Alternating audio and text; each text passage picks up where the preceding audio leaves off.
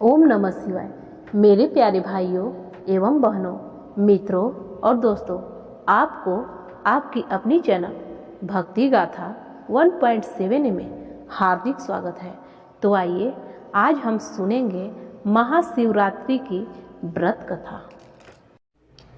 पूर्व काल में चित्रभानु नामक एक शिकारी था। जानवरों की हत्या करके वह अपने परिवार को पालता था। वह एक साहूकार का कर्जदार था, लेकिन उसका ऋण समय पर न चुका सका। क्रोधित साहूकार ने शिकारी को शिव मंठ में बंदी बना लिया। संयोग से उस दिन शिवरात्रि थी। शिकारी ध्यान मग्न होकर शिव संबंधी धार्मिक बातें सुनता रहा। चतुर्दशी को उसने शिवरात्रि व्रत की कथा भी सुनी। शाम होते ही साहूकार ने उसे अपने पास बुलाया और ऋण चुकाने के विषय में बात की। शिकारी अगले दिन सारा ऋण लौटा देने का वचन देकर बंधन से छूट गया। अपनी दिनचर्या की भांति वह जंगल में शिकार के लिए निकला, लेकिन दिन भर बंदी गृह में रहने के कारण भूख प्यास से व्याकुल था। शिकार खोजता हुआ वह बहुत दूर निकल गया। जब अंधकार हो गया तो उसने विचार किया कि रात जंगल में ही बितानी पड़ेगी। वह वन में एक तालाब के किनारे एक बेल के पेड़ पर चढ़कर रात बिताने का इंतजार करने लगा। बेल वृक्ष के नीचे शिवलिंग था, जो बिलपत्रों से ढका हुआ था। शिकारी को उसका पता न चला। पड़ाव बनाते समय उसने जो टहनियां तोड़ी वे संयोग से शिवलिंग पर गिरती चली गई। इस प्रकार दिन भर भूखे प्यासे शिकारी का व्रत भी हो गया और शिवलिंग पर बिलपत्र भी चढ़ गए। एक पहर रात्रि बीत जाने पर एक गाभिनी हिरनी तालाब पर पानी पीने पहुंची। शिकारी ने धनुष पर तीर चढ़ाकर ज्यों ही प्रत्यंचा खींची, हिरनी बोली, मैं गाभिनी हूँ, शीघ्र ही प्रसव करूंगी। तुम एक साथ दो जीवों की हत्या कैसे करोगे, जो ठीक नहीं है। मैं बच्चे को जन्म देकर शीघ्र ही तुम्हारे समक्ष प्रस्तुत हो जाऊंगी, तब मार लेना। शिकारी ने प्रत्यंचा ढीली कर दी और हिरनी जंगल झाड़ियों में लुप्त हो गई। प्रत्यंचा चढ़ाने तथा ढीली करने के वक्त कुछ बिलपत्र अनायासी ही टूटकर शिवलिंग पर गिर गए। इस प्रकार उससे अनजाने में ही प्रथम पहर का पूजा संपन्न हुआ। कुछ ही देर बाद एक और हिरनी उधर से निकली। शिकारी प्रसन्न हो उठा। समीप आने पर उसने धनुष पर बाण चढ़ाया। तब उसे देख हिरनी ने विनम्रता पूर्वक निवेदन किया, हे शिकारी, मैं थोड़ी देर पहले ही ऋतु से निवृत्त हुई हूँ, कामातुर बिरहिणी हूँ, अपने प्रिय की खोज में भटक रही हूँ। मैं अपने पति से मिलकर शीघ्र ही तुम्हारे पास आ जाऊंगी। शिकारी ने उसे भी जाने दिया। 2 बार शिकार खोकर उसका माथा ठनका। वह चिंता में पड़ गया। रात्रि की आखिरी पहर बीत रहा था। इस बार भी धनुष से लगकर बेलपत्र शिवलिंग पर जा गिरे तथा दूसरे पहर की पूजा भी संपन्न हो गई। तभी एक अन्य हिरनी अपने बच्चों को साथ उधर से निकली।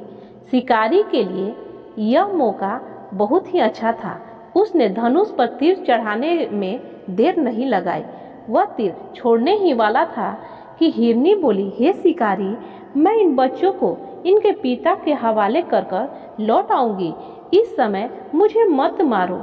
शिकारी हंसा और बोला, सामने आए शिकार को छोड़ दो, मैं ऐसा मूर्ख नहीं। इससे पहले मैं 2 बार अपना शिकार खो चुका हूँ। मेरे बच्चे भूख प्यास से व्यग्र हो रहे होंगे। उत्तर में हिरनी ने फिर कहा, जैसे तुम्हें अपने बच्चों की ममता सता रही है, ठीक वैसे ही मुझे भी इन बच्चों की ममता मुझे सता रही है। हे शिकारी, मेरा विश्वास करो, मैं इन्हें इनके पिता के पास छोड़कर तुरंत लौटने की प्रतिज्ञा करती हूँ। हिरनी का दुख भरा स्वर सुनकर शिकारी को उस पर दया आ गई। उसने उस मिगरी को भी जाने दिया। शिकार के अभाव में तथा भूख प्यास से व्याकुल शिकारी अनजाने में ही बेल वृक्ष पर बैठा बेलपत्र तोड़ तोड़कर नीचे फेंकता जा रहा था। पौ फटने को हुई तो एक हष्ट पुष्ट मिग्र उसी रास्ते पर आया।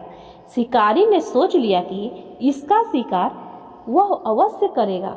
शिकारी की तनी प्रत्यंचा देखकर मिग्र विनीत स्वर में बोला, हे शिकारी, यदि तुमने मुझसे पूर्व आने वाली 3 मिग्रियों तथा छोटे छोटे बच्चों को मार डाला है तो मुझे भी मारने में विलंब न करो, ताकि मुझे उनके वियोग में एक क्षण भी दुख न सहना पड़े। मैं उन हिरनियों का पति हूँ। यदि तुमने उन्हें जीवन दान दिया है तो मुझे भी कुछ क्षण का जीवन देने की कृपा करो। मैं उनसे मिलकर तुम्हारे समक्ष उपस्थित हो जाऊंगा। मिग्र की बातें सुनते ही शिकारी के सामने पूरी रात का घटना चक्र घूम गया। उसने सारी कथा मिग्र को सुना दी। तब मिग्र ने कहा, मेरी तीनों पत्नियां जिस प्रकार प्रतिज्ञाबद्ध होकर गई है, मेरी मृत्यु से अपने धर्म का पालन नहीं कर पाएगी। अतः जैसे तुमने उन्हें विश्वास पात्र मानकर छोड़ा है, वैसे ही मुझे भी जाने दो। मैं उन सब के साथ तुम्हारे सामने शीघ्र ही उपस्थित होता हूँ। शिकारी ने उसे भी जाने दिया। इस प्रकार प्रातः हो आई।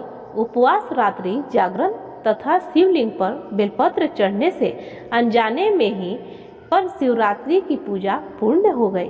पर अनजाने में की गई हुई पूजन का परिणाम उसे तत्काल मिला। शिकारी का हिंसक हृदय निर्मल हो गया, उसमें भगवत शक्ति का वास हो गया। थोड़ी ही देर बाद वह मिग्र सब परिवार शिकारी के समक्ष उपस्थित हो गया ताकि वह उनका शिकार कर सके। किंतु जंगली पशुओं की ऐसी सत्यता देखकर शिकारी को बड़ी अपनी गलती का एहसास हुआ। उसने मिग्र परिवार को जीवन दान दे दिया। अनजाने में शिवरात्रि के व्रत का पालन करने पर भी शिकारी को मोक्ष की प्राप्ति हुई। जब मृत्यु काल में यमदूत उसके जीव को ले जाने आए तो शिवगणों ने उन्हें वापस भेज दिया तथा शिकारी को शिवलोक ले गए। शिव जी की कृपा से ही अपने इस जन्म में राजा चित्रभानु अपने पिछले जन्म को याद रख पाए तथा महाशिवरात्रि के महत्व को जानकर उसका अगले जन्म में भी पालन कर पाए। शिकारी की कथा अनुसार महादेव तो अनजाने में किए गए व्रत का भी फल दे देते हैं, पर वास्तव में महादेव शिकारी की दया भाव से प्रसन्न हुए।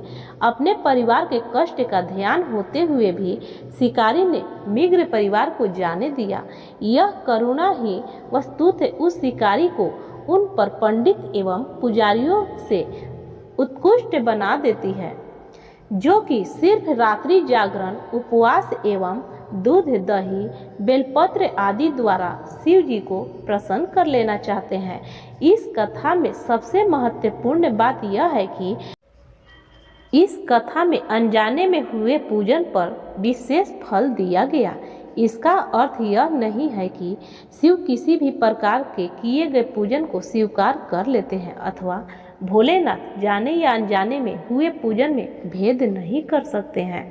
वास्तव में वह शिकारी शिव पूजन नहीं कर रहा था। इसका अर्थ यह भी हुआ कि वह किसी तरह के किसी फल की कामना भी नहीं कर रहा था। उसने मिग्र परिवार को समय एवं जीवन दान दिया, जो कि शिव पूजन के समान है। शिव का अर्थ ही कल्याण होता है। उन निरीह प्राणियों का कल्याण करने के कारण ही वह शिव तत्व को जान पाया तथा उसको शिव से साक्षात्कार हुआ।